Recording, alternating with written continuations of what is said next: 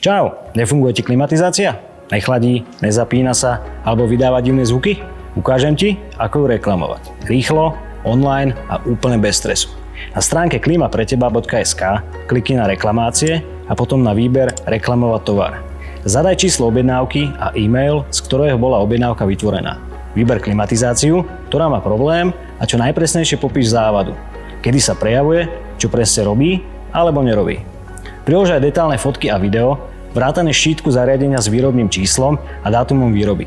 Ak vieš, pridaj aj tlak a množstvo chladiva v systéme a info o dĺžke a prevýšení potrubia. A pozor, nie každá porucha znamená, že musíš klimatizáciu demontovať a posielať do servisu. Mnohé veci si vieš vyriešiť aj na mieste montáže. A ak treba, náhradný diel ti vieme aj poslať.